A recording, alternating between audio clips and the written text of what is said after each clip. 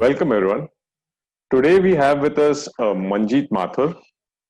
He's a yoga teacher who's completed his 200-hour, 300-hour yoga therapy module and multi-style yoga teacher training courses, that too in Goa, out of all places. He applies a very human approach to yoga and believes in personalizing practices for everyone with emotional awareness and shadow work. What is shadow work? That will something we'll definitely discuss on.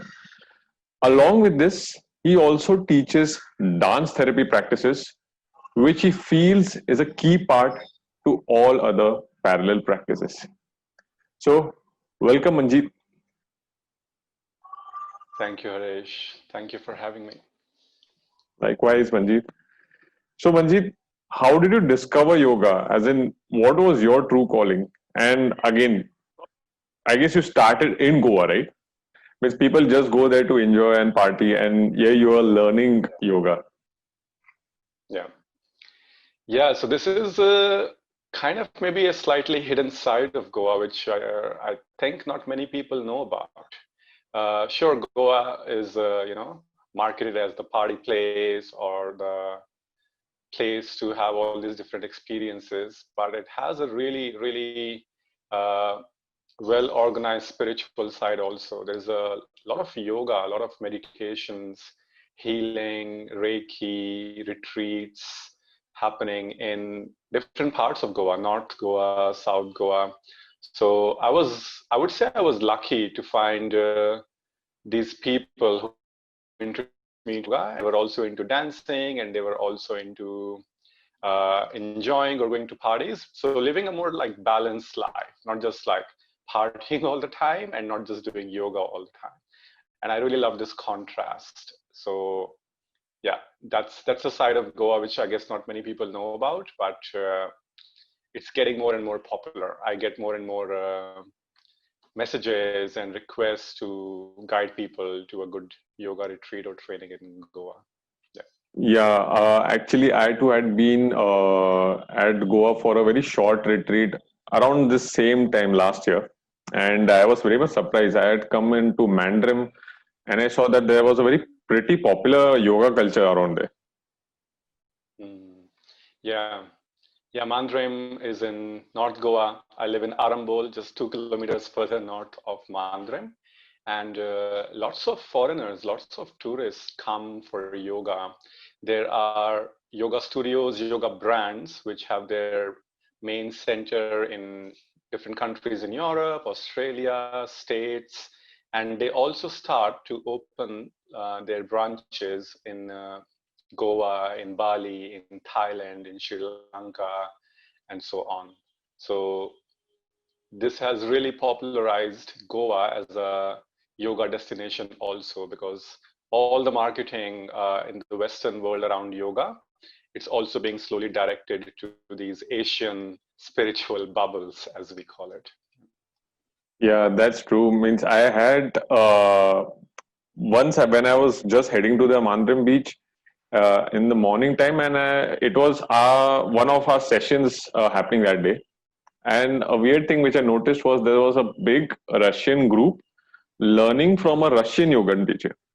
And I was thinking, wow, means like people have learned yoga from here, gone out, teaching there, as well as they have their own group and they're coming back and again teaching here. So it was pretty amazing. Yeah. Yeah. Yeah, I love to see that. I mean, with Russians, Russians are the major like international community in Goa now. So, and usually their English is not that good. So they love to have a teacher who can speak their language because for teaching like deep yoga, to align the bodies, to really speak about the anatomy or in meditations, really go into more like philosophical deep terms, language skills are definitely important. Manjeet, you've been trained in multiple styles of yoga, like either Hatha, Ashtanga, Yin yoga. Can you share a few differences in the styles that you have noticed? Any differences in those specific techniques? Yeah. Yeah, this is a very popular question, which I get, especially for people who haven't practiced much yoga. So I would say there are 5 to 6 most popular styles of asanas. Yeah, so these are the styles of asanas or physical stretches in the world now. So there is Vinyasa yoga, Vinyasa, which is more rhythm yoga or flow yoga. In this, you don't stay in a position for very long. You keep flowing, you keep moving from one to the other, transitioning from one pose to the other. So if somebody would be looking at you from a distance, it almost looks like a dance because it's very flowy, it's very dynamic. And one important thing about Vinyasa yoga is that it's movement synchronized with. So inhale, raise your hand up, exhale, bend forward, and so on. So in Vinyasa, there is a lot of importance given to synchronizing the movement with the breath to make the prana, the energy flow that much better. Yeah. So this is one style, Vinyasa. Then there is Ashtanga. Ashtanga is seen as the most masculine style of yoga because there it's more about pushing the body as guided by the teacher, of course, going for more and more challenging positions. Yeah, really taking further the strength of the body, the balance of the body, the flexibility of the body. In Ashtanga yoga, there are set sequences of asanas, and they are called as series, like primary series and secondary series. So only when you can do the primary series of asanas, then the teacher qualifies you to move on to the next series. So here it's very strong practice. It makes you sweat quite a lot. It is a lot about also building up these yogi muscles that we call it. So people who are also into more the appearance of the body or looking good, they are also really attracted to Ashtanga yoga. It has amazing benefits also. It gives you a lot of fire, a lot of like warrior-like feeling. Yeah. Then there is Iyengar yoga, which I really want to speak about. Iyengar was one of the most famous teachers in our modern yoga times. He passed away a few years ago. And he brought this element of alignment-based yoga or correct form yoga. Yeah. So here the emphasis is not so much on doing the final pose as the teacher is showing us or as it looks in the picture or the video. It's more about, are you doing it in the right way? Where are your feet? Where are your hips? Where is your back? Where are your shoulders? Because if, this is very interesting, that if you keep doing an incorrect, misaligned pose again and again and again, you are actually starting to destroy your body. Yeah, and you might not feel it soon, but later on in life, it will give you joint problems, hip problems, neck and shoulder problems, and so on. So here many props are used, like chairs and bolsters and belts and hanging belts. We might have seen people hanging upside down. So people who cannot sit on the floor for very long with their legs crossed, they can sit on bolsters. Yeah, they can use the wall to sit with their back against the wall and so on. So it is a lot about personalizing the poses. Yeah, not everybody has to fit into one pose. Here are the props and there are different modifications of poses. And this yoga is considered very therapeutic.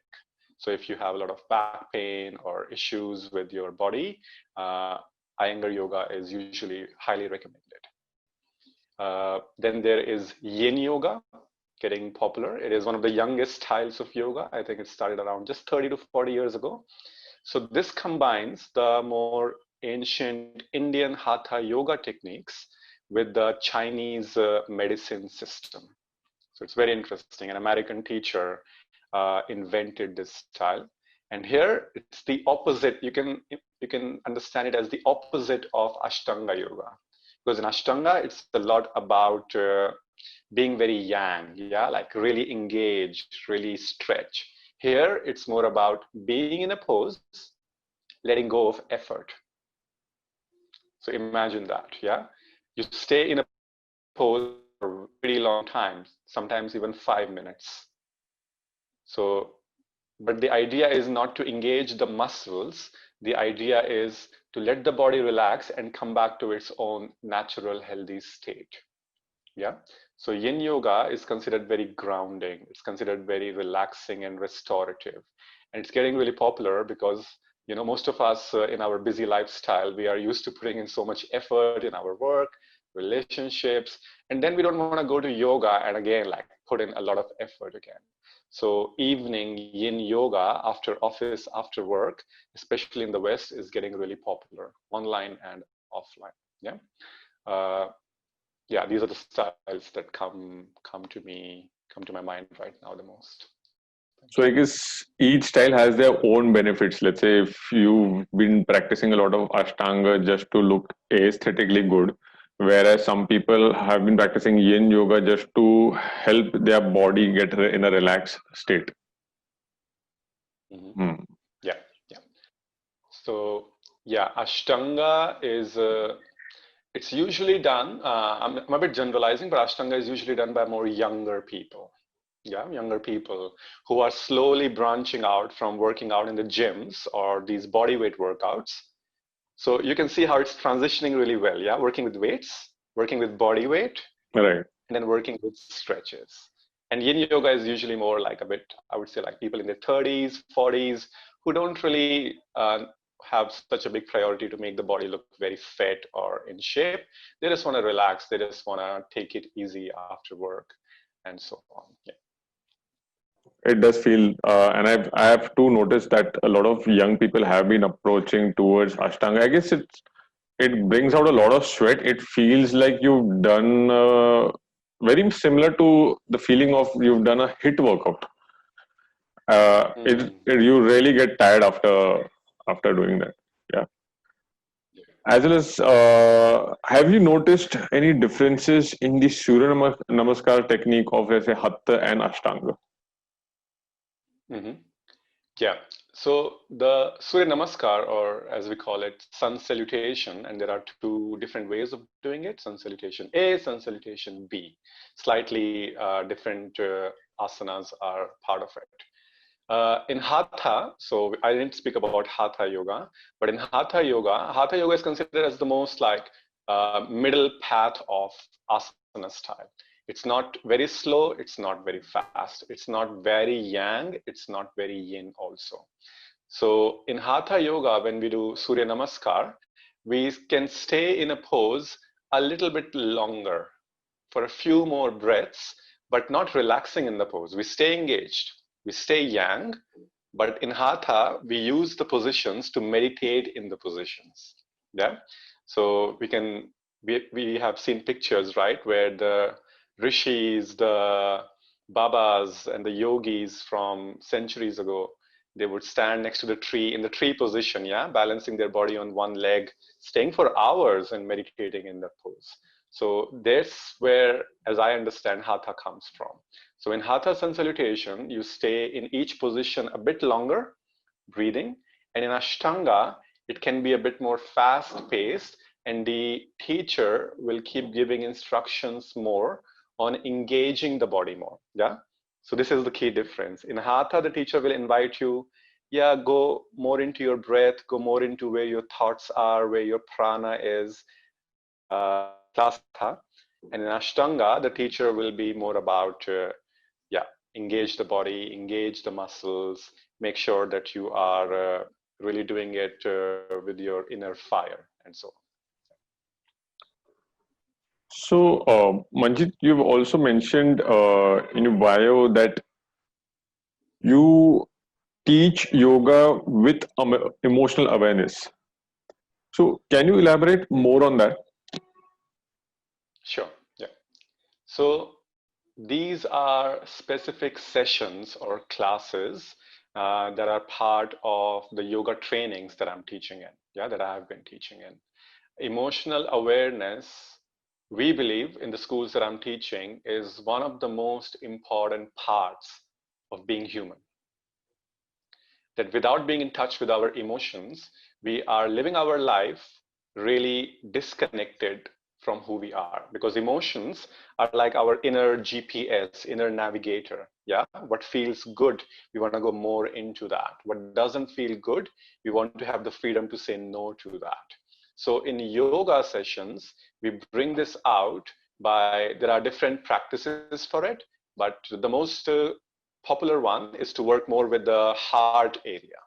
Yeah, more with the chest, the front of the chest, the back of the chest, the back of the heart, we call it, which is your middle back, the area between the shoulder blades, especially. Yeah, a lot of people have a lot of tensions and knots in this part of their back also, and the rib cage area.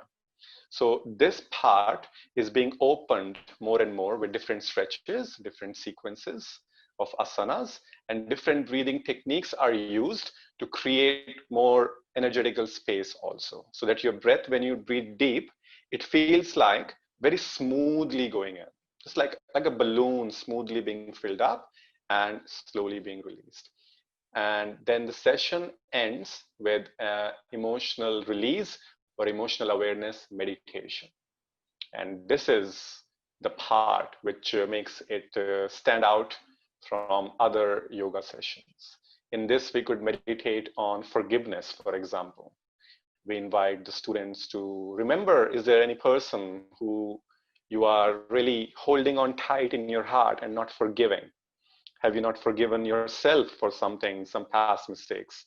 It could be about compassion. It could be about meditating on our connection with our parents, with the last big breakup that you had. You know, these are the usual causes of emotional turbulence in our lives.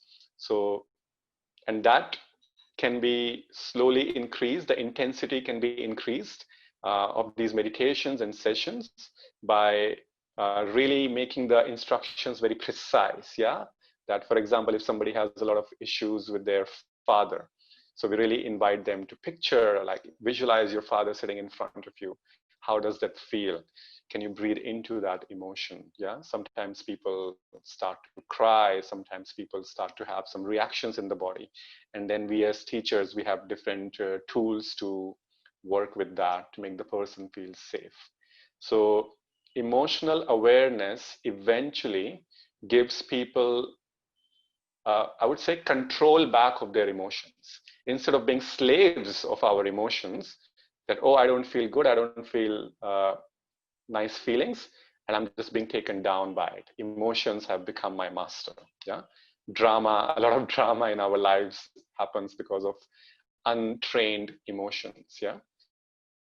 Um, it's very interesting. I had read in a few books as well as some articles that, let's say, if someone is feeling emotionally down, and Mm-hmm. if in case he puts in any effort to his body itself, let's say if I'm drooping down and I'm thinking about some issue which is happening in my life, but if in case I make some effort in just my body posture, I can have that same effect in my mind as well as my emotions. And I guess Mm. that is something very much related to what you're talking about, your emotional awareness class. Yes, yes, exactly. What you're describing is this interconnectedness between thoughts, emotions, body. Yeah. So most of the time, unless something happened externally, somebody said something or somebody did something and we felt an emotion, usually we just think our way to an emotion. Yeah. What happened or what can happen. Yeah. Past or future. So Untrained mind leads to untrained emotions, and the body starts to really like drop down. Or so you start with the body, you start with the breath, then you go to the heart, and then you go to the mind. That's how we do it. that's very interesting. Means these could be also very simple things if people start to think about them and how they can apply it in their lives. Your classes also comprise of shadow work, and what I understood was that what you mean by shadows is again your parents, your financial status, your relationships, your life experiences. So is this different from the classes which you conduct on emotional awareness, or is there any similarity in these? Just a little bit about shadows is that one very practical way of understanding our shadows is our triggers. Whatever triggers you has a lot to teach you. So if my personality, yeah, my human personality can be visualized as my body, and I go to get a massage. Yeah, I go to get a massage from someone very professional, and he starts to scan my back with his hands, and he finds points, and I go, ouch, ouch, yeah, knots, pain, and that's where a lot of potential of growth is or healing is. Yeah. So imagine the same with our human personality. Most of us are holding on to a lot of contractions, a lot of fears, a lot of pain. The situation is gone, the past is gone, but the pain has not been released. It could be emotional in nature, psychological in nature, mental, and so on. And in yoga, of course, we believe that everything is energy and it is stored in our body.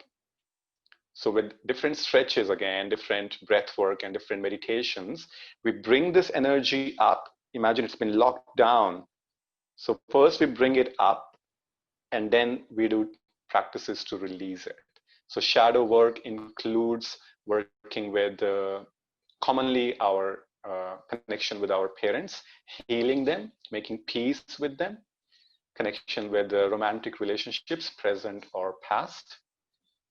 Money issues. Many of us, we want to be very abundant and prosperous, but we can have a very lack mentality. So working with that, having a nice mirror. The teacher shows you or invites you to see a nice mirror. And then when you realize that actually I am the one in my own way, yeah, I am the one holding myself back. And this gives people amazing breakthroughs, yeah. Sexuality is also usually a big part of shadow work, because this is something not just in the East, but even in the West, like conscious intimacy, conscious sexuality is not just, it's not being talked about. Sex education is being talked about more and more, how to have safe sex, but it's how to respect people's boundaries, how to express your desires, how to respect people's bodies, how to respect your own emotions, and so on. There are so many elements to it. This is just not being talked about enough. Manjeet, can you share a specific instance? Let's say if someone is facing a failed relationship issue, or let's say facing a financial issue, can you go about, let's say, how do you help the student? Yeah. So one instance that comes to my mind immediately is I was working with this one person. She's from Germany. I was working with her in Goa, and she wanted to work on her issues with her father. Yeah. So I didn't go into any backstory. So this is important again in shadow work, that unless the person really wants to talk it out, we don't ask questions so much about the past, because our emphasis is more on present and future. Yeah, present and future. We learn from the past, but we don't get stuck there. We don't stretch it too much. Okay. So yeah. So when we did these hard stretches, which I talked about, like really opening up the rib cage, opening up the chest, the middle back, and so on. And then we did deep breath work, really breathing in the heart, breathing the rib cage in, learning to hold the breath a little bit longer, 3 seconds, 5 seconds, because as we learn to hold the breath longer, indirectly we learn to hold a life experience without reacting to it immediately. Yeah, you don't get so impatient and impulsive. And then one very precise practice that I did with her, it was active meditation, we call it, in which the person is not just sitting and listening and meditating. There is an interaction happening, either with a teacher or another student. So in this, one practice we did was I invited her to close her eyes and picture or imagine that her father is in front of her. Yeah. And say what comes to your heart. Yeah. Without filters, without holding yourself back, just speak it out. She chose to speak in her own language, in German language. She felt more comfortable. She didn't want to be understandable by me. Perfectly fine. And after doing a few minutes of this, she had a big emotional release. She had to lay down. She knew I kept reminding her that she's safe. Everything is okay. I'm here for you. Nothing is going to happen to you. Allow this emotion. And this gave her a big big breakthrough. Yeah. So the feedback that I got from her few days after the session was that she felt like something has been, like a big band-aid has been pulled off finally. A big wound has been addressed and healed and so on. So, Manjeet, you also teach dance therapy. How is that beneficial than other dance styles, which let's say people are doing either for competitions or for fun? How is dance therapy helping anyone? Yeah. Dance therapy is, I would say, it's one of the most underestimated forms of therapy right now in the world, and I think it's gonna get really popular, especially in these more quarantine lockdown times in the online world, because people are looking not just for stretches and taking care of their body. People are looking for joy also. Yeah, people just also want to have fun. So in in few words, dance therapy is a more freestyle form of movement. Uh, so most of the time when you go to a dance class, it's very structured. Yeah, this is hip hop, this is salsa, this is contemporary, and then choreographies are built around these different steps. Yeah, so it's very organized and it has this amazing uh, aesthetic value. It looks amazing when you do structured dance. Yeah, most of the dance shows in the world, they are based around these structured dance forms, right? Dance therapy is more freestyle. So if you will, for example, enter a dance therapy class, you might be a bit weirded out because people will be moving their bodies in very random ways. Might look funny, might look silly, might look crazy, and so on. So the point of Does dance therapy is not to make it. Yes, tell me. does that look somewhat similar to Tai Chi? Uh, not usually, I would say. Okay. We could do some Tai Chi kind of gentle stretches, working with the body and the breath synchronized to warm up the body.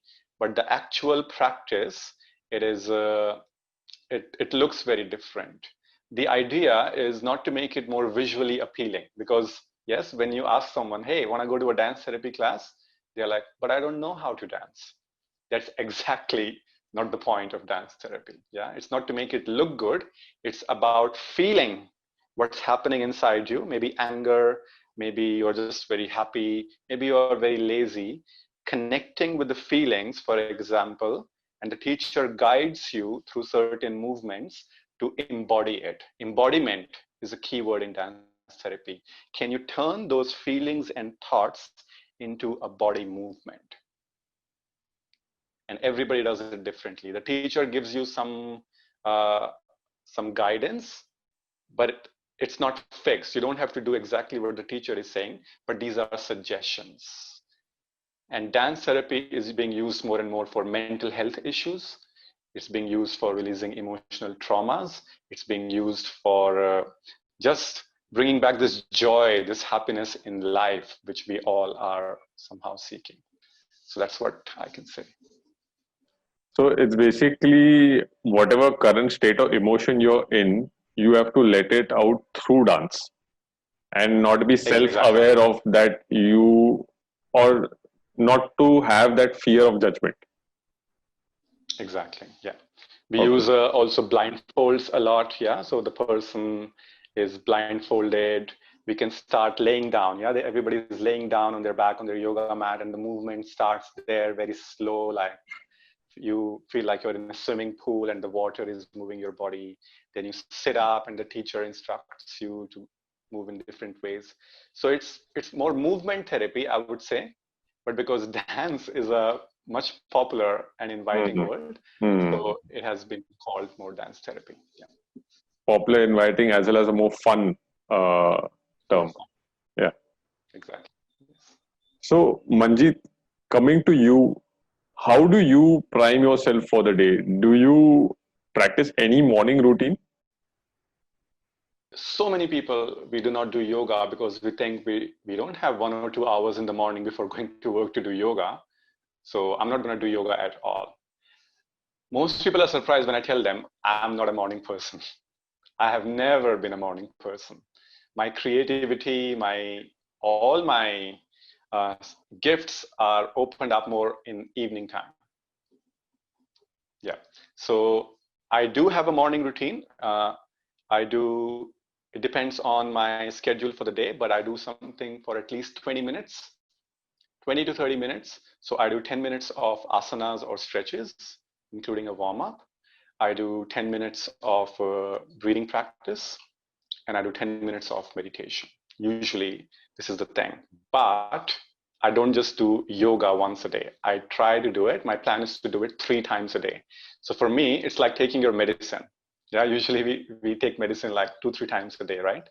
So I definitely recommend, instead of having like one morning long practice of 2 hours, it's much better to do 20-30 minutes one time in the morning, if possible in late afternoon or early evening, and then one simple one, very non-engaging one before going to sleep.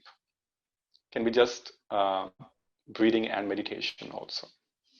So, do you also look after when you eat food, and accordingly you do what type of, do you practice any rigorous yoga according to the type of food you eat or the quantity of food you eat? Yeah, absolutely, absolutely. As we practice more yoga, we just start to get more body awareness. So we can just feel, is my stomach like still busy? You know, is there still a lot of like undigested food in my belly? So it's difficult to generalize it, because if you just had a smoothie, or if you just had like a nice juice, you know, and in your head the teacher said, don't do yoga at least 3 hours before eating something. That's not the case with juice or smoothie. You know, if your belly has already digested it, you can do it maybe an hour after also. But if you had like your shahi paneer and dal makhani and all the like this more heavy stuff, uh, depending again on your metabolism, yeah, some people can digest it pretty fast, some people will take more time. So I would say just listen to your body. If it feels heavy in the belly, then wait. But if it feels lighter, go for it slowly. Your body will keep giving you signs, and then pick up the intensity of the practice. Yeah, then you can go more strong. Yes, I had read somewhere that your mind can cheat you, but your body will never lie. Absolutely. Body never lies. I love that. Yeah. So, Manjeet, we've just come to the end of our show. What message would you like to share with everyone?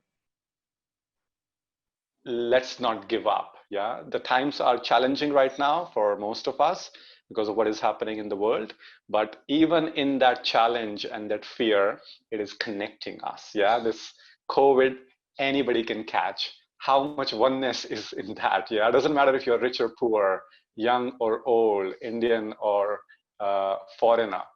This has showed us that before anything, we are all human, and as a human, we want very similar things.